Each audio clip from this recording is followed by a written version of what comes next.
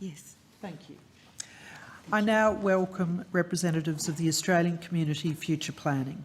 Thank you for appearing before the committee today. Information on procedural rules governing public hearings has been provided to witnesses and is available from the Secretariat. Witnesses should speak clearly and into the microphones to assist Hansard to record proceedings. I would like to advise you that any questions on notice should be sent to the Secretariat by the close of business Friday the 5th of February 2021. I invite you to make a brief opening statement should you wish to do so, and for the Hansard record, could you please state your name and the capacity in which you appear. My name is Bronwyn Kelly, Dr. Bronwyn Kelly. I am the founder of Australian Community Futures Planning and I appear on behalf of Australian Community Futures Planning. Thank you. Thank you. Could you make sure you're leaning towards your microphone just so that we get good sound? Better this way? Thank you. That is better. Good. I would like to address the committee if that's okay. I've given you a kit there which I'll refer to in the address, and the address is as brief as I can. Thank you for the opportunity to address this committee. It is a great privilege to be here. I would like to begin by acknowledging the Ngunnawal people, traditional custodians of the land on which we meet today, and pay my respects to elders past and present. Australian Community Futures Planning has made submissions to this committee and to the Senate Committee inquiring into media diversity in Australia. Both submissions are largely about the News Media Bargaining Code and the impact of its mandatory provisions on the prospects for a healthy and diverse public interest journalism industry in Australia. They're both about the vital role and future of journalism in democracy. I'm the founder of Australian Community Futures Planning, and I'm also an honorary fellow at the University of Technology Sydney's Institute for Public Policy and Governance. I was a member of the Senior Executive Service in state and local government in New South Wales for 30 years. Of particular relevance is my experience in operation of and equitable access to monopoly infrastructure, in my case water, and briefly electricity for a small time. So I have deep experience in implementing Australia's competition policies and principles. I'm bringing that experience to bear here because I'm sure this is a big turning point for Australia's democracy. We can make it or break it with the legislative decisions made here. ACFP acknowledges that the ACCC has designed the News Media Bargaining Code with the objective of supporting journalism vital to a healthy democracy. But we submit that the mandatory code, as drafted, will fail to meet that central objective. As author of scholarly works in this area, I agree that a healthy journalism industry with sustainable financial prospects is vital for democracy. But somewhere along the line, it seems that the key objective of this got lost. The question of how we maintain support for the high-quality, independent journalism that in our post-truth world is more vital to democracy than it's ever been, has been replaced with a question of how we can support commercial journalism businesses, regardless of whether they meet modern standards for the independent, unconflicted, detached, factual reporting that's vital to democracy. Perspectives about how to support diversity in public interest journalism also got sidelined. And then, as supporting commercial journalism businesses became the sole focus, people stopped testing whether the suggested solution, in this case the News Media Bargaining Code, would actually lead to a stronger democracy. In this submission, I'm suggesting that when you put open democracy front and centre as your selection criteria for distinguishing a good code from a bad one, you start to come up with different answers about how to structure the news industry on a sustainable financial footing, and how to do that without lessening competition, without unlevelling what is currently a neutral playing field for new entrants in news businesses, and without reducing both diversity and quality in journalism. In short, I'm submitting that the code, when it switched from being voluntary to mandatory, unlevelled that playing field. It also declined into something solving a problem that actually doesn't exist. Quality independent journalism is not in crisis. It is not under threat in the digital age. On the contrary, good financial prospects have opened up and will continue to open up for quality public interest journalism because of the way the net has been designed as an open platform without barriers to entry. People are clamouring for quality journalism and they're able to find it because of the digital age. Journalists are also able to produce it and distribute it far more cheaply. This view, I know, runs counter to much of what you've been told and what the bigger commercial news businesses have claimed. But when the code became merely an attempt to solve the problems of some big private news businesses, it lost its way. Structured as it is now, it is not solving, and indeed cannot solve, the real problems that democracy is facing in the digital age. Nor will it solve the financial sustainability problems of the decaying mainstream news businesses that persist in operating on non-digital platforms of print, TV and radio. Why do I suggest the code will fail on all these objectives? I'll offer 3 key points, and I'll get through these very quickly so we can get to the real problem and some possible solutions to that. Point 1. Australian Community Futures Planning is asserting that as decision makers, you haven't been given the benefit of information about the actual state of the news market and the prospects for financial viability of quality journalism. There is no evidence that journalism itself is in peril. One key piece of misinformation is that public interest journalism is facing an existential crisis and that Google and Facebook are the cause of this crisis. The fact is, there is no crisis for digital news, only for news delivered on non-digital platforms, particularly print and TV. The digital platforms are where news business opportunities have been opening up big time. And the fact is that the crisis for news on non-digital platforms isn't the fault of Google and Facebook, and it never has been. Nor can any digital search engine or platform or share platform like Google or Facebook or Bing or Twitter or any of them fix a problem in the non-digital part of the news market, no matter how much money you compel 2 digital platforms to throw at the non-digital platforms. The trick with this legislation, if you proceed with it, will be to figure out how search and share platforms can help journalism in the only place they can help them and are helping them, and that's in the digital realm. It's not physically possible for them to help traffic business or advertising revenue, for that matter, to a print newspaper. And it's not viable for the 2 digital platforms to pay for the privilege of linking customers to their news sites. That's like saying that in the old days of print journalism, the trucking industry or the local paper boys should have paid the news businesses to distribute their papers. Non-digital news businesses are in decline, and that's terribly hard. But there is a choice wide open to them to step into a sustainable financial future if they shift to business models that suit digital age delivery, and if we give them a bit of help. And the offer is there from Google to help, and Facebook to help too, and myriad other digital players want to help. They want to help them succeed, and where news businesses are making the choice to shift into the digital realm, they are succeeding and they're doing pretty well. Point 2, you've also been told that there's a bargaining power imbalance between the news businesses and Google and Facebook. But the evidence about the bargaining power balance doesn't really indicate an imbalance, certainly not one held by Google. The ACCC's own data does not support its conclusion about the bargaining power imbalance, as you can see if you browse the kit. If the supposed imbalance derives from Google being an unavoidable trading partner, as the ACCC says it does, then there is no imbalance.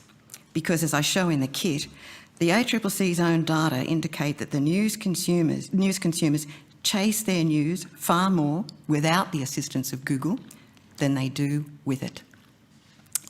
Nor do the financial results of some of the news businesses who've entered the market via digital platforms provide any evidence that any imbalance that might be present is working against the success of those new entrants. On the contrary, those results show slow but steady growth for several news businesses in total revenues over the last 5 years, if they're working to transition across to business models that suit delivery of digital news. I cite The Guardian's financial statements. These indicate clearly that what they've lost in advertising revenue has been more than offset by what they've gained in revenue direct from readers who found them via links on the web. In fact, they've only lost half as much in advertising revenue as they've gained in reader revenues. And they've been able to slowly unleash themselves from advertising dependency, or as they've been able to do that, they've gained independence, which is precisely what you want them to gain if you're intent on building a healthy democracy. It's a rough road, but quality journalism has good prospects in the digital age. People are clamouring for it, and it sells well. New entrants have been able to enter the news market and succeed because of the internet, and you've received submissions from those new entrants, which credit Google and Facebook as having helped these diverse businesses enter and stay in a market they could never have entered in the past. They're succeeding, and this would strongly suggest that if there is some sort of bargaining power imbalance, it is not negatively affecting diversity in journalism in the digital sphere, it's positively encouraging a diversity of competitive players. So to recap points 1 and 2, journalism's not in the trouble you've been told, and the non-digital news businesses that are in trouble are not in trouble due to a bargaining power imbalance held by Google and Facebook.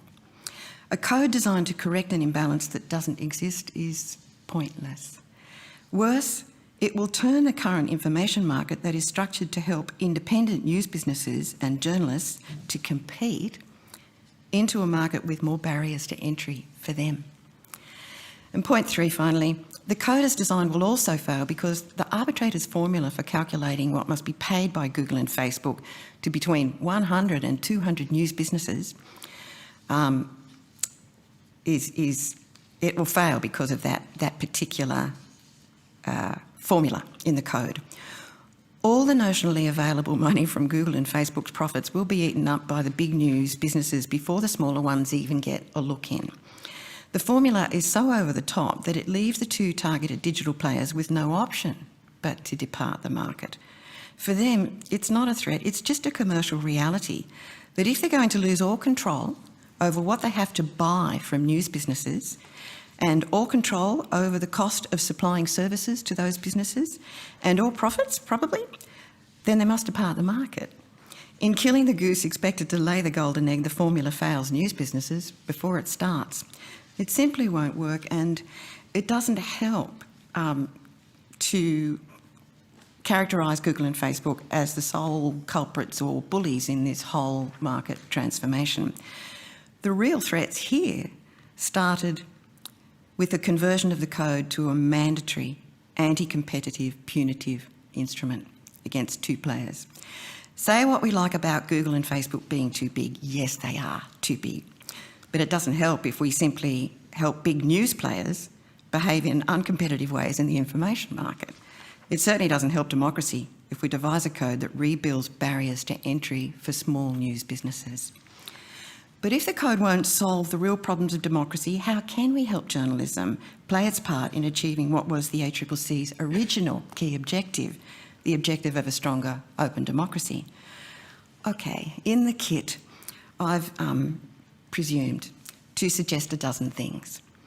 Taken together, these things can do far more to support quality independent journalism in our democracy than this mandatory code can do on its own. ACFP would suggest that we don't need the code at all, but if you think we do, then one option is to revert to a voluntary code, but alongside the sort of policy initiatives I've suggested. The ACCC has acknowledged the value of voluntary negotiations because this revised draft of the code now provides for the voluntary deals. Good, let's go with that. Sadly, for news businesses, that doesn't give them as much as they were hoping for.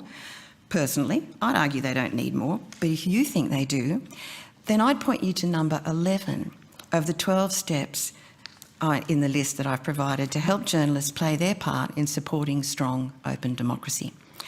That 11th option goes some way towards acknowledging the protest by some that public interest journalism is a public good and should be publicly funded.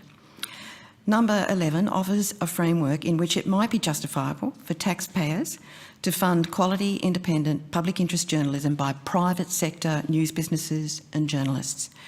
But this will only work if it's done alongside the other reforms. If you choose to desist with the code entirely, I think it will free up your time to think about how Australia can be a world leader in establishing a fair and ethical framework for regulation of a digital age information market.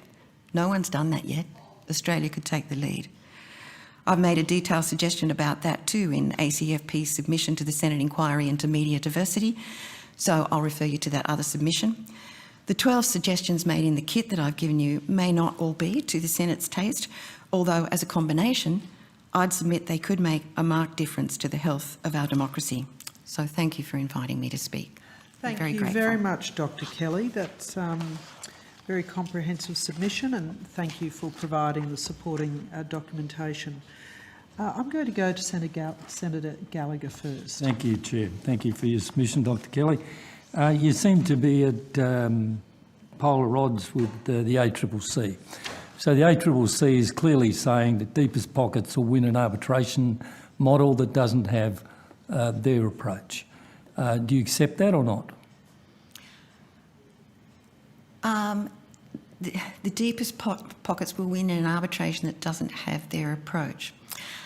I would suggest that if we want to correct an imbalance, if that does exist and we want to correct it, it doesn't correct it to turn it 180 degrees the other way and create an imbalance the other way. So I don't necessarily think that the code, the formula in the arbitration part of the code is good for encouraging diversity in journalism, preserving a level playing field for new entrants and making it possible for them to compete. I think if the deepest... Sorry, I'm just talking about the simple hypothesis that the ACCC has advanced very clearly here from their chair that the deepest pockets will win arbitration unless we have this model that they're proposing. Is that, you agree with that or you don't agree with that?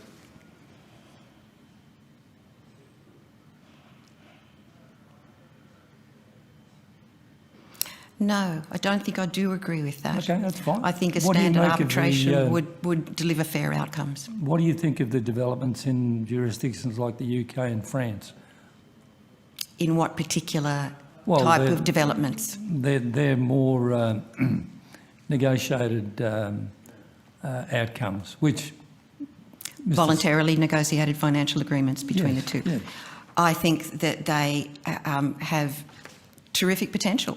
Yes, if any voluntary deal that's struck commercially between people who are exchanging services between each other is a good thing. Okay. If this code is legislated and it's, has significant support in the Parliament, what do you think the key potential risks or unintended consequences would be with the code? For example, do you think Google would withdraw from Australia? Facebook would withdraw news from Australia?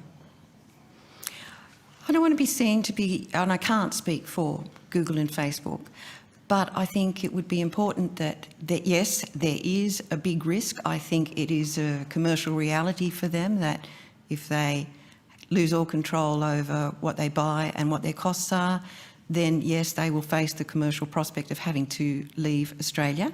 If that happens, that will create a big risk for the millions and millions and millions of people who use those two platforms every day. I think if that's going to be recognised by the government as a realistic prospect coming out of this code, then it would be a good idea for the government to do a very big risk assessment about what are the risks that will come if that happens. But don't you accept, look, I didn't know Google till I fell over it on the internet and I've used it ever since. So if Google's not there, I'll just fall over Bing or something else and use that until the cows come home. Isn't that the way the world works? Probably you will. I mean, I think it's possible that you would find lots of customers still using Google by a VPN. Yeah, so they can do that. They can. That's exactly right. Yes. You don't give any currency to the view that's been expressed here by witnesses that, we've probably lost 1,000 journalists in the last 10 years? Oh, I give lots of currency to that. Yes, of course we have. We have That's lost... not a bad thing? Or... in your view? I think that it's a bad thing to lose journalists' jobs if they're in public interest journalism. Yes, definitely. I think that what we should be focusing on is how can we support journalism rather than journalism businesses. And yes, I mean, there are ways to get a financial footing for journalism businesses, but what is central to democracy is quality journalism, not bad journalism. The code doesn't distinguish between that, and it doesn't actually make sure that quality journalism will survive. The net does. So, to sum your submission up, is it basically nothing's broken, don't do anything? No. I think there's lots of things broken. No, in relation to this legislation. In relation to this legislation. About mandatory code. Yes. So you're completely opposed to a mandatory code? I don't think you need a mandatory code. So I don't think that benefits journalism. okay. No. So really, nothing to see here, just move on? I'm never that flippant. But yes, no, I don't think the imbalance exists. I don't think the digital market is in peril. I think the digital market is well placed to create and is creating a flourishing journalism industry in Australia. All right, thank you. No more questions from me, Yeah. Chair. Thanks, Senator Gallagher. Senator Brockman, are you online and connected? Let's see how it's working, Chair. Oh, How's it's that working going? very well. Thank you. Please go ahead. Excellent. Thank you very much. Just a couple of quick questions from me, Chair. Have you spoken to directly or worked for or consulted to any news media organisations? Have you discussed this issue with news media organisations? The answer to that is no. I do not work for any news agency. I have absolutely no interest. I'm probably the least interested, or I'm the most disinterested person in this room on that. I have no affiliation or dependency on any of those, either the news or the digital platforms. No. And because we heard from the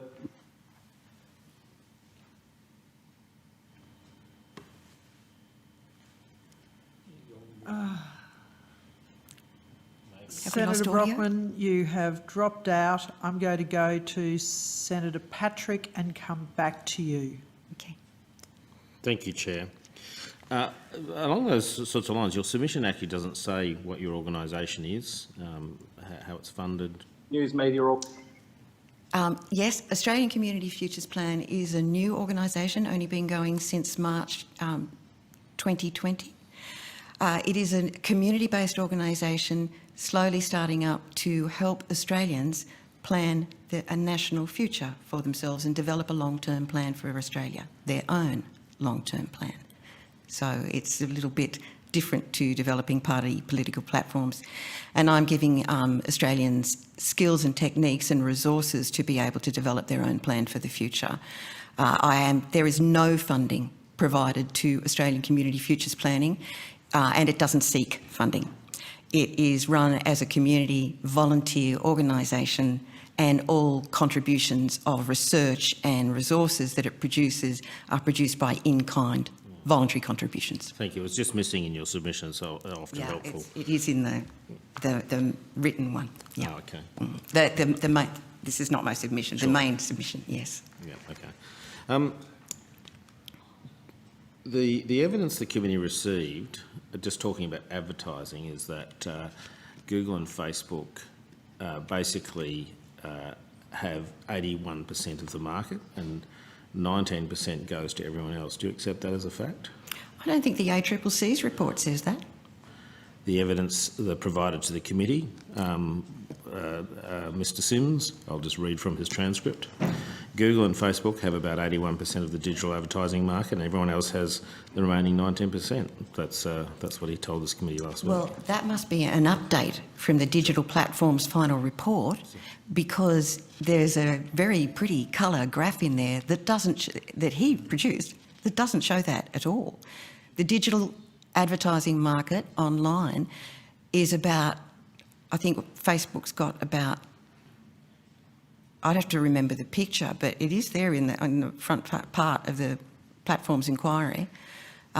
They've got probably about, Google's probably got about half. I don't know how much the others got, but there's still a substantial amount left over for others. You're talking digital advertising there. Digital advertising market. Yeah. That doesn't mean, of course, that the news businesses don't get digital advertising that isn't captured in that. Sure.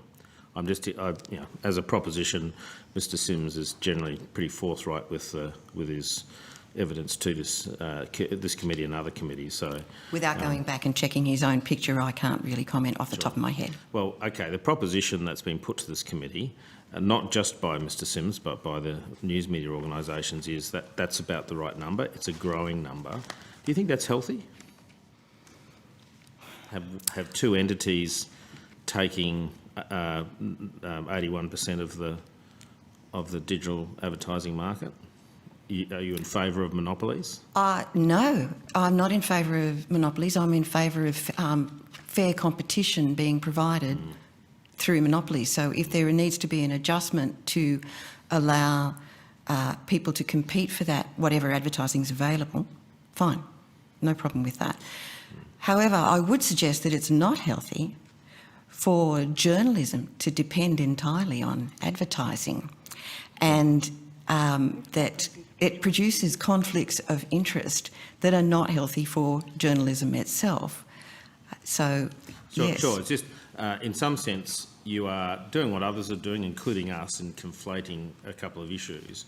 The ACCC has looked at this from a market imbalance perspective and focused, in some sense, on that digital advertising, and says there needs to be a remedy in respect of this. There's no question that Google and Facebook benefits from the news that they distribute, because their model is to draw in customers because they search everything, because they post everything, and they then tap into the data that those users provide, and they use that to sell ads. They're not a search company. Google's not a search company, it's an advertising company. Newspapers are not news companies, they're advertising companies. It's the same thing. Well, no, actually, I respectfully disagree. The product of Google is Australian citizens, and they sell that product to advertisers. The product of news companies is news, which of course they try to sell to the Australian public or to advertisers. So the product is different. They use news to generate news businesses use news to generate a readership which they then sell to advertisers. Advertising businesses like Google use news occasionally. They would suggest that they don't, but let's assume they do, all right? Then they're only using it, according to the ACCC, for less than 2.3% of the advertising that they actually, advertising revenues they attract. That's because they tax dodge and funnel their advertising revenue through other countries. It's not exactly transparent. I don't think that. I think that is confusing two things. Yes, I'm sure, like every corporation, including the news businesses, they tax dodge, and it would be great for that to be addressed by legislatures. That would be a priority thing. So I just want to go back to just the bill. So there's 19% of advertising, according to Mr. Sims, is shared amongst everybody else. Don't you accept the proposition that these news organisations are funded to a large extent? I accept what you said, that this can change through subscriptions, but advertising is a key part of revenue for these larger media organisations. It has been, to date, yes. But it is becoming less so, and if you look at the, for instance, look at The Guardian on page... It's becoming less so because, not because of will, but because that's just the way it's worked out because Google can narrowcast its ads as opposed to broadcasting, which is what you have to do on news. What I'm trying to get to is if you accept that the traditional model for for media and for funding journalists is through advertising, then I'm just trying to get to the point where you must then accept that there has been harm caused by the loss of that advertising. In South Australia, I'm seeing regional papers shutting down. I'm seeing journalists being removed from the large mastheads. As someone who does a lot of media, if I want to run a story or if I'm interested in a story that involves a lot of resources, the only place I can go to now is the ABC, because all of the other entities, the larger entities that could otherwise have done a detailed investigation, don't have the resources to be able to do that. And that's harmful. And the little players that start up don't have the resources to be able to do that as well. That's harmful. I see the point, but those little players will be even less able to compete in future years. Non-digital journalism is in terminal crisis. The city papers will go. Anything delivered on a non-digital platform cannot compete. So you've got basically a situation where you have digital platforms such as Google, Bing, Facebook, all of those people they will help those businesses that you're regretting losing now, we're all regretting losing, switch into the digital realm where they can thrive. Their costs are lower, the cost of producing the journalism is lower, their productivity in production of journalism will increase in that environment. You've got people like Google running things like Operation Kookaburra, which is precisely to help those businesses shift into the digital realm, figure out how to make money in the digital realm, in advertising, and get it all back again. But also what these new platforms deliver to news businesses is more independence. They unshackle them from advertising and give them readers in their own right. All those links that come from whatever engine is delivering a reader to a newspaper they're all readership. And you can see if you look at The Guardian's results that they've lost 8% of their advertising revenue has been reduced by 8%, but their readership revenue, which is reliable revenue, has gone up by twice that much. So they're ahead of the game. Their total revenues are up because they're switching. If they accept a helping hand, I mean, I would encourage any sort of legislation that pushed the digital platforms to do even more than they are now to help the smaller players figure out how to get along and survive in a big business world of digital delivery of news. And you will find that diversity improves, you will get more players. But if you concentrate on making two digital players cover all the costs of the big players, I don't think there's any going to be left over for the small ones. Do you accept... They'll raid the till first. So these larger organisations, and I'm not necessarily talking about News Corp, but some of the larger organisations have reasonable overheads in terms of having editorial control, having lawyers look at pieces from a defamation perspective, but also having specialists that you can go to that, maybe a motoring journalist, a political journalist. All of that requires considerable expense to be able to put together a team like that. And it's clear that the traditional method of funding the advertising revenue, which is how they built these fantastic teams, has disappeared. It has disappeared and it's not coming back. Well, so it might be through this legislation, which is a good thing. Well, that's not advertising revenue, that's just compulsory payments from one competitor to another. It's addressing the imbalance in the advertising world. So that's why the ACCC, that's the terms in which the ACCC talk about this. They don't talk about, they say there's an effect on journalism, but what they're trying to do is deal with the market imbalance. It is one thing to address the imbalance and correct it, but it's another thing to reverse it completely the other way. And that doesn't help the competitors of news. It probably puts off the inevitable for a year, a decade maybe, but digital platforms non-digital platforms, people producing paper, and they simply won't survive.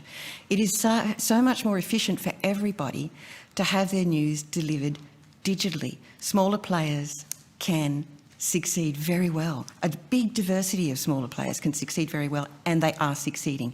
There are businesses like, for instance, Michael West Media. Now, they do some stuff that actually can expose them to quite a bit of litigation, defamation, things like that, because they're very into articles about government corruption, corporate corruption, both of those things. But they're doing well. They're surviving in the digital realm, and because of the digital realm, the market is set up to enable them to afford to operate very cost effectively with those sorts of lawyers protecting them that they need. That they can afford all that if they cut other costs like production of a print newspaper. There's a big cost we could all do without, and they can survive quite well and are surviving. The Guardian's doing well. That's a start-up that happens in the digital age, and they're making it. So yeah, Michael West, for example, someone who I do a bit of work with, I like the work that he does and try and support him wherever I can, has just done a big expose, for example, on the grandfathered large proprietary companies. He's doing that at the moment. Could not have done that without legislative change or regulatory change to make ASIC searches free, which is something that I negotiated with. That's great. With the Treasurer. But yeah. The point I'm making is sometimes legislative change is critical for entities to be able to thrive and survive. I would agree 100%. Of course, the right legislative change is what you need. If we want to be able to regulate news businesses, for instance, and stop them producing fake news, which news businesses do, then it would be great to have some regulations put in place about how and what social media companies should take down. It shouldn't be up to the social media companies to make those decisions, but they're sort of making them by default in an ad hoc way at the moment because there isn't any legislation telling them what they should and shouldn't do. And so that would be a legislative reform that I think would help competitive neutrality and competence in quality journalism that I would love to see come out of a parliament like Australia's. Thank you, Chair. Thank you. Thanks, Senator Patrick. Senator Bragg.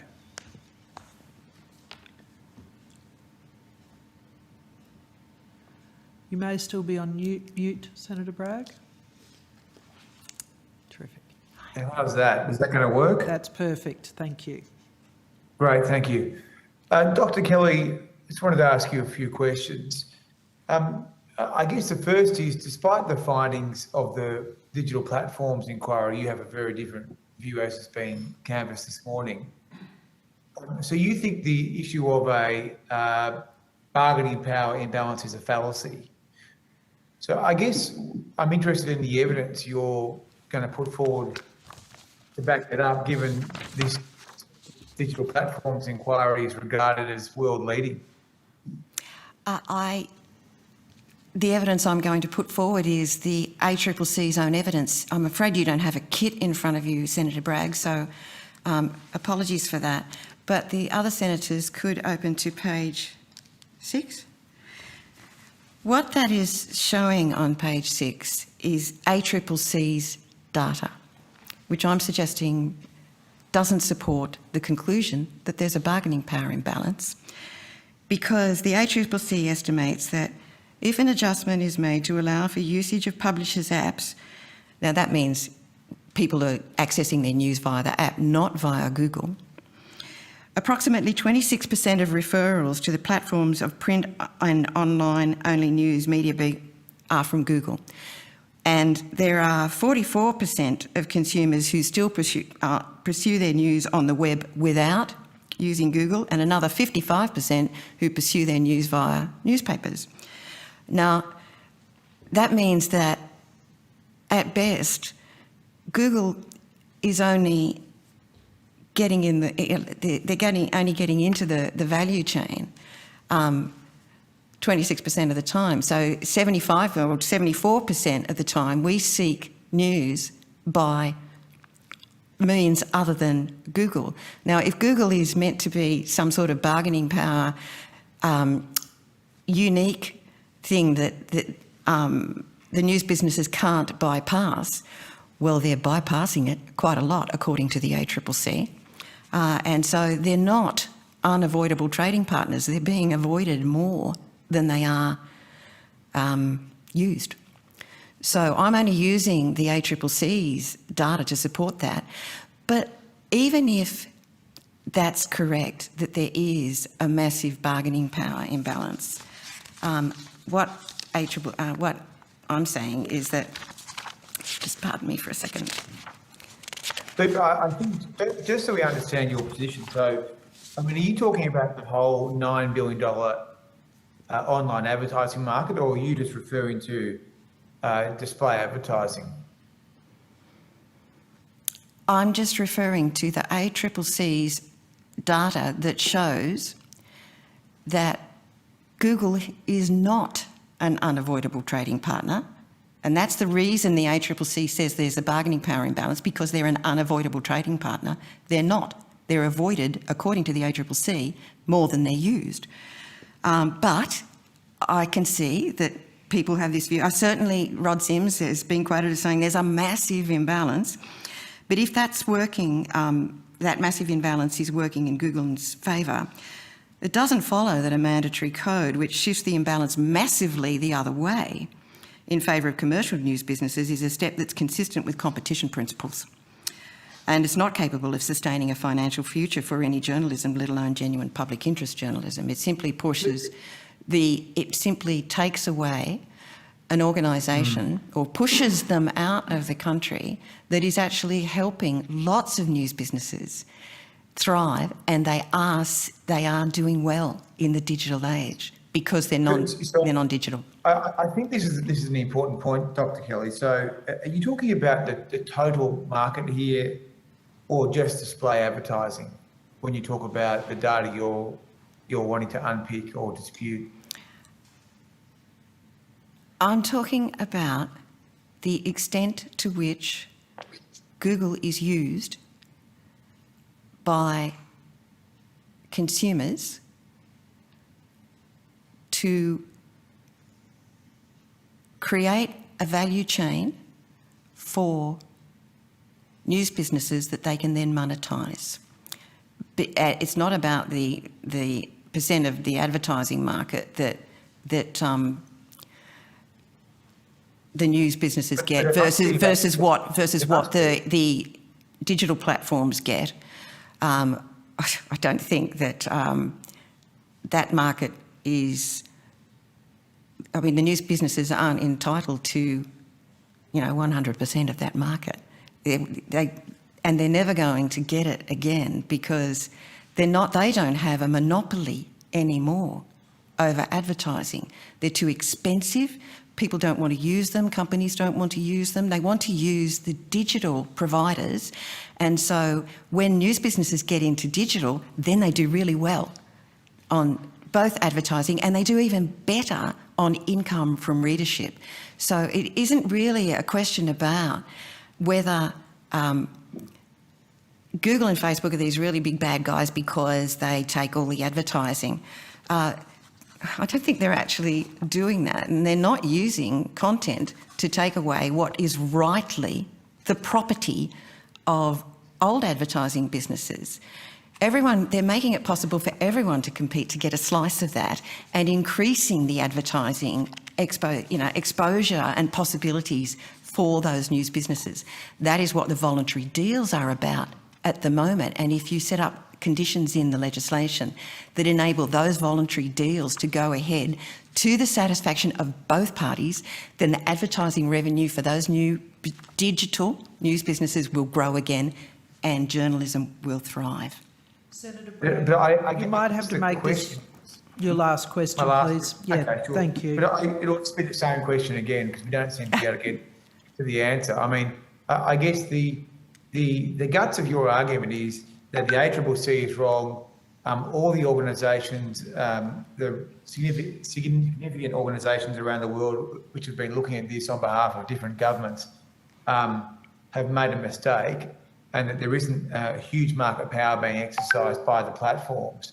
So I guess my question to you has been this morning, which data do you say is wrong? Because the independent regulator in Australia has said that there is significant market power which the platforms have, and that is causing significant viability issues in terms of public interest journalism. Now, you're saying that that is wrong, but I've not been able to elicit from you what, in fact, you're saying is wrong. I mean, I understand your general position, your political position, but I haven't been able to understand my what exactly position? My political. Which data point you're saying is wrong in the ACCC's platforms report. I'm not saying any of the data points are wrong in the ACCC's platform report. I'm saying their conclusion based on that data is the data doesn't indicate, their own data don't indicate what their conclusion is. I don't know how you get an idea that Google is an unavoidable trading partner and therefore holds a bargaining power imbalance, not a market power, but a bargaining power imbalance from that data. You just don't. They don't. I mean, the ACCC also didn't necessarily suggest that they had a market power imbalance in the whole advertising market. They actually say that having a large power in a market is not of itself a crime and is not prohibited under competition policy and law. It's especially if it derives from being efficient and effective at gaining a share of the market. I think what could happen here is that the news businesses could grab the opportunity that is being given to them to grow their advertising revenues if they really want to. I would prefer that they be less dependent on advertising. I think it's better for journalism. But if that's not what they think is survivable, fine. Let's help them in a couple of ways. Let's get Google and Facebook helping them with these new platforms that they're offering to them of Google Showcase and everything. And also, let's have a look at those other 12 options that I've put forward, one of which is number 11 about let's see what we can do to give them a bit of help in the next 10 years while they transition to the next market. That's all I'm saying, Senator Bragg. Thank you. All right, thank you. We are out of time, unfortunately, so please go with the committee's thanks. Thank you. And we will now break. Sorry.